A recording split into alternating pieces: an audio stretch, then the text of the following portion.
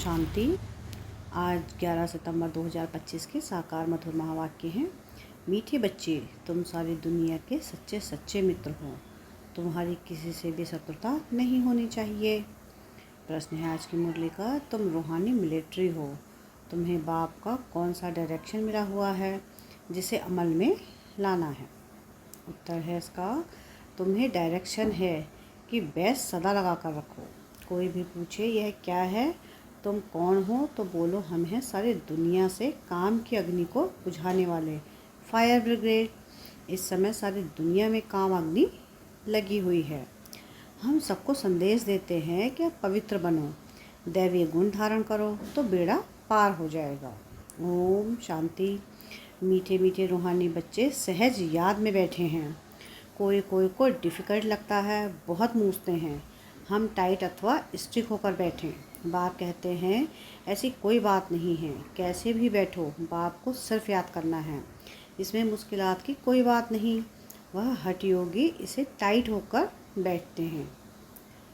वह जो हठ योगी हैं ऐसे टाइट होकर बैठते हैं, टांग पर टांग चढ़ाते हैं। यहाँ तो बाप कहते हैं आराम से बैठो, बाप को और 84 के चक्र को याद करो। यह है ही सहज याद। उठते बैठते बुद्धि में रहे। जैसे देखो यह छोटा बच्चा बाप के बाजू में बैठा है, इनको बुद्धि में माँ बाप ही याद होंगे। तुम भी बच्चे हो ना, बाप को याद करना है। बहुत सहज है, हम बाबा के बच्चे हैं, बाबा से ही वर्षा लेना है। शरीर निर्वाह अर्थ गृहस्थ व्यवहार में भल रहो। सिर्फ औरों की याद बुद्धि से निकाल दो। कोई हनुमान को, कोई किसको, साधु आदि को याद करते थे, वह याद छोड़ देनी है। याद तो करते हैं ना। पूजा के लिए पुजारी को मंदिर में जाना पड़ता है, इसमें कहाँ जाने की भी दरकार नहीं है। कोई भी मिले बोलो शिव बाबा का कहना है कि मुझे एक बाप को याद करो। शिव बाबा तो है निराकार, जरूर वह साकार में ही आकर कहते हैं कि मामी कब याद करो, मैं पवित्र मैं पतित पावन हूँ। यह तो राइट अक्षर है ना। बाप कहते हैं कि मुझे याद करो, तुम सब पतित हो। यह पतित तमो प्रधान दुनिया है ना, इसलिए बाबा कहते हैं कोई भी देहधारी को याद नहीं करो। यह तो अच्छी बात है ना।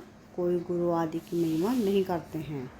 बाप सिर्फ कहते हैं कि मुझे याद करो तो तुम्हारे पाप कट जाएंगे। यह है योग बल अथवा योग अग्नि। बेहद का बाप तो सच कहते हैं ना। गीता का भगवान निराकार ही है, श्री कृष्ण की बात नहीं। भगवान कहते हैं सिर्फ मुझे याद करो और कोई उपाय नहीं। पावन होकर जाने से ऊंच पद पाएंगे, नहीं तो कम पद हो जाएगा। हम तुमको बाप का संदेश देते हैं, मैं संदेशी हूँ। इसे समझाने में कोई तकलीफ नहीं है। माताएं अहिल्याएं कुब्जाएं भी ऊंच पद पा सकती हैं, चाहे यहाँ रहने वाले हों चाहे ग्रस्त में रहने वाले हों। ऐसे नहीं कि यहाँ रहने वाले जास्ती याद कर सकते हैं। बाबा कहते हैं बाहर में रहने वाले भी बहुत याद में रह सकते हैं, बहुत सर्विस कर सकते हैं। यहाँ भी बाप से रिफ़्रेश होकर फिर जाते हैं, तो अंदर में कितनी खुशी रहनी चाहिए। इस छीछी दुनिया में तो बाकी थोड़े रोज़ हैं, फिर चलेंगे श्री कृष्णपुरी में। श्री कृष्ण के मंदिर को भी सुखधाम कहते हैं, तो बच्चों को अपार खुशी होनी चाहिए। जबकि तुम बेहद के बाप के बने हो, तुमको ही स्वर्ग का मालिक बनाया था। तुम ही कहते हो कि बाबा 5000 वर्ष पहले भी हम आपसे मिले थे और फिर मिलेंगे। अब बाप को याद करने से माया पर जीत पानी है। अब इस दुखधाम में तो रहना ही है नहीं है। तुम पढ़ते ही हो सुखधाम में जाने के लिए। सबको हिसाब किताब चुकतू कर वापस जाना है। मैं आया ही हूँ नई दुनिया स्थापन करने, बाकी सब आत्माएं चली जाएंगी मुक्ति धाम। बाप कहते हैं कि मैं कालों का काल हूँ, सबको शरीर से छुड़ाए आत्माओं को ले जाऊँगा। सब कहते भी हैं कि हम जल्दी जाएं, यहाँ तो रहने का नहीं है, यह तो पुरानी दुनिया पुराना शरीर है। अब बाप कहते हैं कि मैं सबको ले जाऊँगा, छोड़ूंगा किसी को भी नहीं।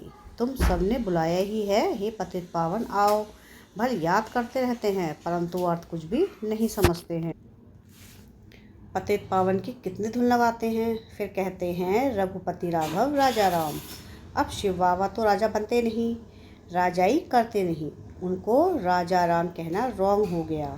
माला जब सिमरते हैं तो राम राम कहते हैं। उनमें भगवान की याद आती है। भगवान तो है ही शिव। मनुष्यों के नाम बहुत रख दिए हैं। श्री कृष्ण को भी श्याम सुंदर, वैकुंठनाथ, माखन चोर आदि आदि बहुत नाम देते हैं। तुम अभी श्री कृष्ण को मक्खन चोर कहेंगे? बिल्कुल नहीं। तुम अभी समझते हो कि भगवान तो एक निराकार है, कोई भी देहधारी को भगवान कह नहीं सकते, ब्रह्मा विष्णु शंकर को भी नहीं कह सकते। तो फिर मनुष्य अपने को भगवान कैसे कह सकते? वैजयंती माला सिर्फ 108 की गाई है। शिव बाबा ने स्वर्ग स्थापन किया, उनके यह मालिक हैं। जरूर उससे पहले उन्होंने यह पुरुषार्थ किया होगा। उनको कहा जाता है कलयुग अंत, सतयुग आदि का संगम युग। यह है कल्प का संगम युग। मनुष्यों ने फिर युगे युगे कह दिया है। अवतार नाम भी भूल, फिर उनको ठिक्कर भिक्तर में, कण कण में कह दिया है। यह भी ड्रामा है। जो बात पास हो जाती है उसको कहा जाता है ड्रामा। कोई से झगड़ा आदि हुआ, पास हुआ, उनको चिंतन नहीं करना है। अच्छा, कोई से कम जास्ती बोला, तुम उनको भूल जाओ, कल्प पहले भी ऐसे बोला था। वह बातें याद रहने से फिर बिगड़ते रहेंगे। वह बात फिर भी कभी बोलो भी नहीं। तुम बच्चों को सर्विस तो करनी है ना। सर्विस में कोई विघ्न नहीं पड़ना चाहिए। सर्विस में कमजोरी नहीं दिखानी चाहिए। शिव बाबा की सर्विस है ना, उसमें कभी जरा भी ना नहीं करना चाहिए, नहीं तो अपना पद भ्रष्ट कर देंगे। बाप के मददगार बने हो तो पूरी मदद देनी है। बाप की सर्विस करने में जरा भी धोखा नहीं देना है। पैगाम सबको पहुंचाना ही है। बाप कहते रहते हैं कि म्यूजियम का नाम ऐसा रखो जो मनुष्य देख अंदर घुसें और आकर समझें, क्योंकि यह नई चीज़ है ना। मनुष्य नई चीज़ देख अंदर घुसते हैं। आजकल बाहर से आते हैं भारत का प्राचीन योग सीखने। अब प्राचीन अथवा पुराने ते पुराना, वह तो भगवान का ही सिखाया हुआ है, जिसको 5 वर्ष पहले 1000 वर्ष हुए। सतयुग त्रेता में योग होता नहीं। जिसने सिखाया वह तो चला गया, फिर जब 5000 वर्ष बाद आए तब ही आकर राजयोग सिखाए। प्राचीन अर्थात 5000 वर्ष पहले भगवान ने सिखाया था, वही भगवान फिर संगम पर ही आकर राजयोग सिखलाएंगे, जिससे पावन बन सकते हैं। इस समय तो तत्व भी तमो प्रधान हैं। पानी भी कितना नुकसान कर देता है। उपद्रव होते रहते हैं। पुरानी दुनिया में, सतयुग में उपद्रव की बात ही नहीं। वहाँ तो प्रकृति दासी बन जाती है, जहाँ प्रकृति दुश्मन बनकर दुख देती है। इन लक्ष्मी नारायण के राज्य में सुख की बात नहीं। सतयुग था, अभी फिर वह स्थापन हो रहा है। बाप प्राचीन राजयोग सिखा रहे हैं, फिर 5000 वर्ष बाद सिखाएंगे। जिसका पाठ है वही बजाएंगे। बेहद का बाप भी पाठ बजा रहे हैं। बाप कहते हैं कि मैं इनमें प्रवेश कर स्थापना कर चला जाता हूँ। हाहाकार के बाद फिर जय जयकार हो जाती है। पुरानी दुनिया खत्म हो जाएगी। इन लक्ष्मी नारायण का राज्य था तो पूरी दुनिया नहीं थी। 5000 वर्ष की बात है, लाखों वर्ष की बात तो नहीं हो नहीं सकती। तो बाप कहते हैं और सब बातों को छोड़ इस सर्विस में लग जाओ, अपना कल्याण करने। रूठ कर सर्विस में धोखा नहीं देना चाहिए। यह है ईश्वरीय सर्विस। माया के तूफान बहुत आएंगे, परंतु बाप की ईश्वरीय सर्विस में धोखा नहीं देना है।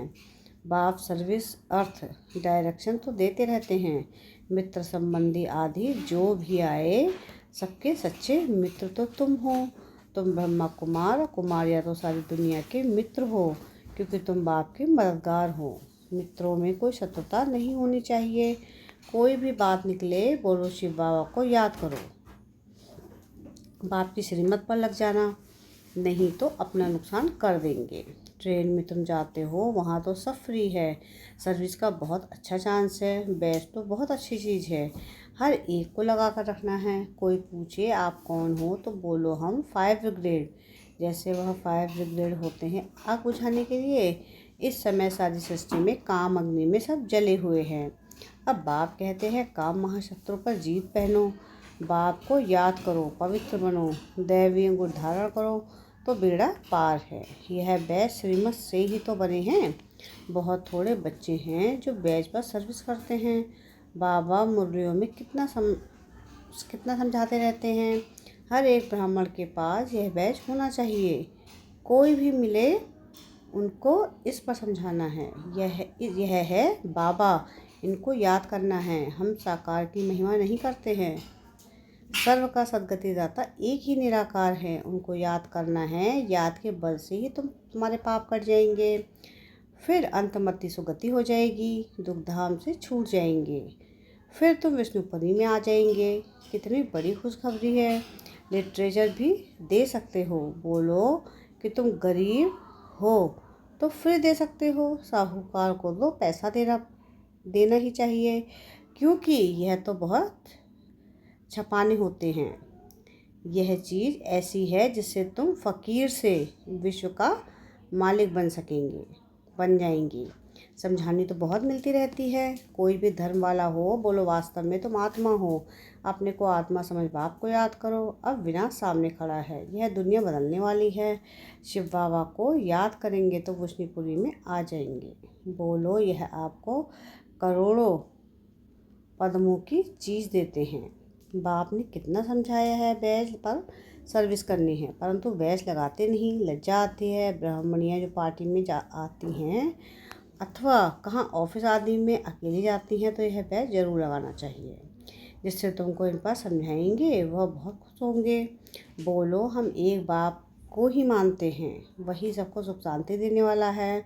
उनको याद करो। पर पावन आत्मा तो जा ना सके, अभी यह पुरानी दुनिया बदल रही है। ऐसे ऐसे रास्ते में सर्विस करते आना चाहिए, तुम्हारा नाम बहुत होगा। बाबा समझाते हैं, शायद लज्जा आती है जो बैज पहन सर्विस नहीं करते हैं। एक तो बैज, सीढ़ी का चित्र अथवा त्रिमूर्ति, गोला और झाड़ का चित्र साथ में हो। आपस में बैठ एक दो को समझाओ तो सब इकट्ठे हो जाएंगे। पूछेंगे यह क्या है। बोलो, शिव बाबा इनके द्वारा यह नई दुनिया स्थापन कर रहे हैं। अब बाप कहते हैं कि मुझे याद करो और पवित्र बनो। अपवित्र तो वापस जा नहीं सकेंगे। ऐसे मीठी मीठी बातें सुनानी चाहिए तो खुशी से सब सुनेंगे, परंतु कोई की बुद्धि में बैठता नहीं। सेंटर पर क्लास में जाते हैं तो भी बैज लगा रहे। मिलिट्री वालों को यहाँ बिल्ला यानी बैज लगा रहता है। उनको कभी लज्जा आती है क्या? तुम भी रूहानी मिलिट्री हो ना। बाप डायरेक्शन देते हैं, फिर अमल में क्यों नहीं लाते? बैज लगा रहे तो शिव बाबा की याद भी रहे। हम शिव बाबा के बच्चे हैं। दिन प्रतिदिन सेंटर्स भी खुलते जाएंगे, कोई ना कोई निकल आएंगे। कहेंगे फलाने शहर में आपकी ब्रांच नहीं है। बोलो, कोई प्रबंध करे, मकान आदि निमंत्रण दे तो हम आकर सर्विस कर सकते हैं। हिम्मते बच्चे, मददे बाप। बाप तो बच्चों को ही कहेंगे सेंटर खोलो, सर्विस करो। यह सब शिव बाबा की दुकान है ना, बच्चों द्वारा चला रहे हैं। अच्छा, मीठे मीठे सिकलते बच्चों प्रति माता पिता बाप दादा का याद प्यार और गुड मॉर्निंग। रूहानी बाप की रूहानी बच्चों को नमस्ते। हम रूहानी बच्चों की रूहानी बाप दादा को याद प्यार गुड मॉर्निंग और नमस्ते। शुक्रिया प्यारे बाबा, शुक्रिया। धारणा के लिए मुख्य सार है। सार की पहली पॉइंट है कि कभी आपस में रूठ कर सर्विस में धोखा नहीं देना है, विघ्न रूप नहीं बनना है, अपनी कमजोरियां ना दिखानी है और बाप का पूरा पूरा मददगार बनना है। सेकंड पॉइंट है, कभी कोई से झगड़ा आदि पास हुआ उनका चिंतन नहीं करना है। कोई ने कम कोई ने जास्ती बोला, तुम उनको भूल जाओ। कल्प पहले भी ऐसे बोला था, वह बात फिर भी कभी बोलो भी नहीं। वह बात फिर कभी बोलो ही नहीं।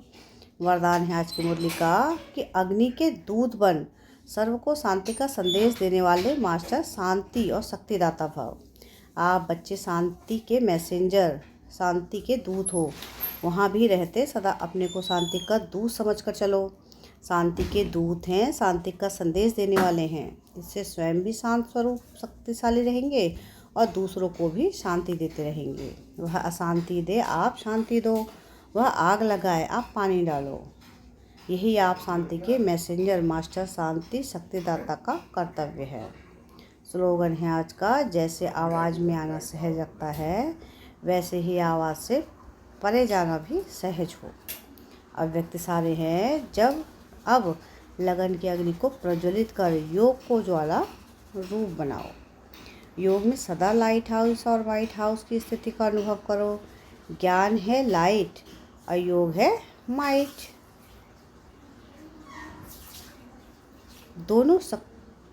ज्ञान और योग दोनों शक्तियाँ लाइट और माइट संपन्न हों, इसको कहते हैं मास्टर सर्वशक्तिमान। ऐसी शक्तिशाली आत्माएं किसी भी परिस्थिति को सेकंड में पार कर लेती हैं। अच्छा, ओम शांति।